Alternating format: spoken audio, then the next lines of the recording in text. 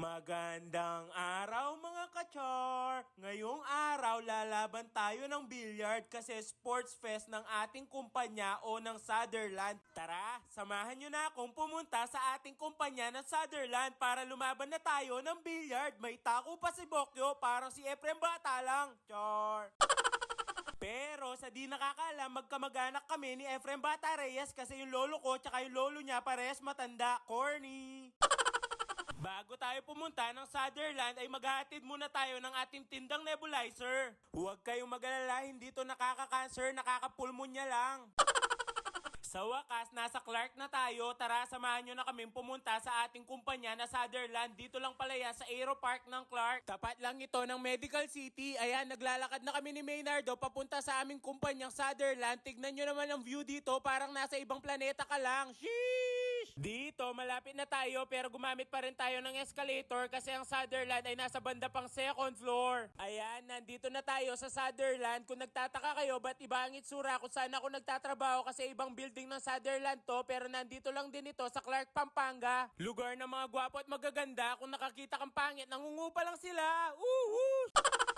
Bago kami lumaban ng billiard ni Maynardo, bumili muna kaming tubig. Tignan nyo naman ang canteen or pantry nila, sobrang linis. Parang si Bokyo bawal dito kasi medyo siya ay madungis. Char! Meron din dito palang coffee vending machine para sa katulad mong antukin. Ayan daw ang kanilang papremyo sa kanilang sports fest. Isang Honda Click at isang PCX na Honda. Kailangan mo lang daw mag-champion ng billiard at ipalo ang tako sa ulo mo na makatalima.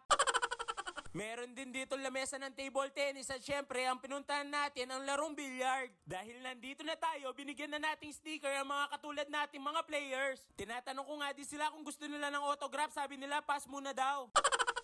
Shout out sa inyo, alam ko naka-follow na kayo kasi nung oras na yan pinakuha ko yung cellphone nyo para ma-follow agad ako.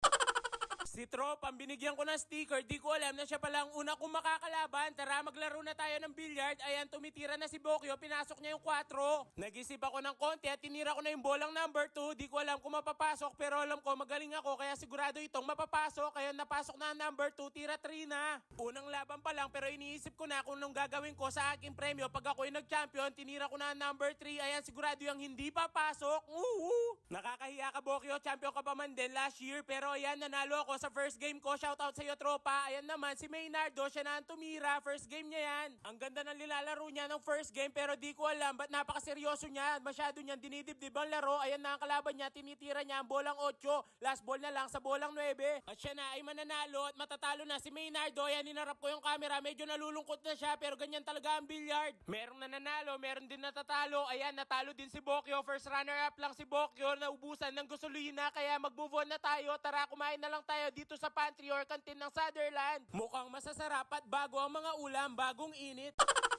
Biro lang, merong patakaran ng Sutherland na every 4 to 6 hours ay pinapalitan ang mga ulam. Ayan, iinitin muna natin ang ating ulam. Meron din ditong libreng pa-oven. Di ko din makalimutan ang oven na to. Nung nagbaon ako ng tinapat, ininit ko dito na inggit ang lahat. Char! Ininit ko lang pala ito ng 2 minuto at pwede na kasi gutom na ako. Tara, panoorin nyo na si Bokyo na kumain. Tignan nyo siya, kahit natalo siya, hindi siya nag-champion, natatawa-tawa pa. First bite ni Bokyo, ulala, sarap niyan.